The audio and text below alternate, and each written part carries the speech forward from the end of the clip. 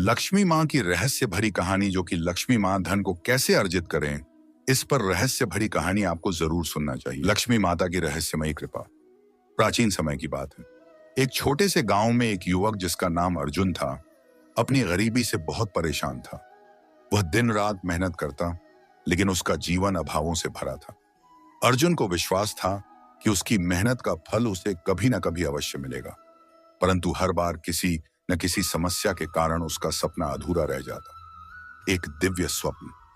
एक दिन अर्जुन काम से थक कर गहरी नींद में सो गया। उसी रात उसने एक स्वप्न देखा। स्वप्न में एक सुनहरी रोशनी से घिरी देवी प्रकट हुई। उन्होंने कहा, अर्जुन, मैं लक्ष्मी हूं। तुम्हारी मेहनत और ईमानदारी ने मुझे प्रभावित किया है, लेकिन यदि तुम वास्तव में धन अर्जित करना चाहते हो तो तुम्हें मेरा एक रहस्य समझना होगा। अर्जुन ने विनम्रता से पूछा, हे माँ, कृपया मुझे मार्गदर्शन दे। मैं हर कठिनाई सहने को तैयार हूं। लक्ष्मी मुस्कुराई और बोली, धन का राज सिर्फ परिश्रम नहीं है, बल्कि सही दिशा में प्रयास और आत्मविश्वास भी है। मैं तुम्हें 3 संकेत दूंगी। यदि तुम उन्हें समझ पाओगे तो सफलता तुम्हारे कदम चूमेगी। 3 संकेत। सुबह उठते ही अर्जुन को स्वप्न की बात याद आई। वह 3 संकेतों के बारे में सोचता रहा। लक्ष्मी माता ने कहा था, ए धैर्य और बुद्धिमानी से काम लो। 2, दूसरों की मदद करने से तुम्हारी समस्याएं हल होंगी। 3, अपना लक्ष्य कभी मत भूलो। पहला संकेत, धैर्य और बुद्धिमानी। अर्जुन ने सोचा कि इसका क्या अर्थ हो सकता है।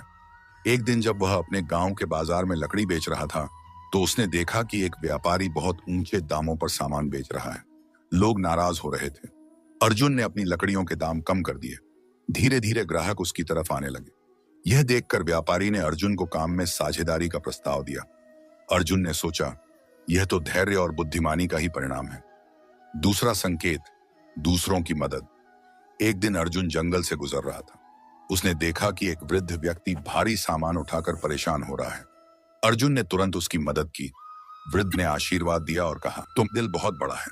मैं एक कारीगर हूं। तुम्हें धातु के काम में कोई मदद चाहिए तो मेरे पास आना। अर्जुन को पता चला कि वृद्ध व्यक्ति के पास अद्भुत कौशल था। उसने वृद्ध को अपनी योजनाओं में शामिल किया। वृद्ध की मदद से अर्जुन ने लोहे के औजार बनाने का काम शुरू किया। उनका व्यापार दिन प्रतिदिन बढ़ता गया। तीसरा संकेत, लक्ष्य पर केंद्रित रहना। अर्जुन अब धनवान हो चुका था, लेकिन उसने अपने स्वप्न को नहीं भूला। लक्ष्मी माता ने उसे सिखाया था कि धन केवल साधन है, उद्देश्य नहीं। उसने अपने गांव के लोगों की मदद शुरू कर दी।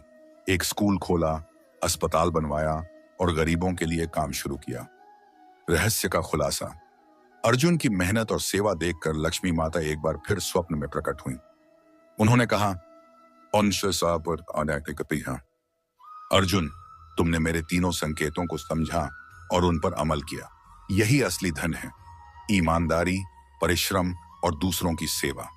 धन केवल उसी के पास स्थायी रहता है जो इसे सही दिशा में खर्च करता है। अर्जुन ने विनम्रता से कहा, मां, मैंने सीखा है कि धन कमाना महत्वपूर्ण है, लेकिन उससे भी ज्यादा महत्वपूर्ण है उसका सही उपयोग करना। नया जीवन। इसके बाद अर्जुन ने अपनी संपत्ति का एक हिस्सा समाज के कल्याण में लगाया। उसका नाम पूरे राज्य में प्रसिद्ध हो गया।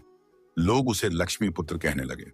संदेश, यह कहानी हमें सिखाती है कि सच्चा धन केवल भौतिक संपत्ति नहीं, बल्कि अच्छे कर्म, मेहनत और दूसरों की भलाई में है। लक्ष्मी माता की कृपा उसी पर होती है जो अपने जीवन में सही दृष्टिकोण अपनाता है। इस कहानी में अर्जुन के जीवन की यात्रा को रोचक ढंग से प्रस्तुत किया गया है, जिससे पाठक को प्रेरणा और सीख मिलती है।